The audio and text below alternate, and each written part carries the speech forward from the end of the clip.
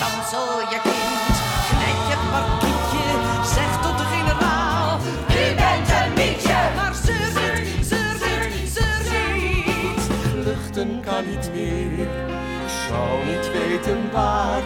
Schuilen kan nog wel, heel dicht bij elkaar. Herr Heinzelman, ik ben een dame en daar hou ik niet van. Ik sla u dadelijk op uw hersenpan, zo gaat dat dan. Herr Heinzelman. Op een mooie Pinksterdag, als het even kon.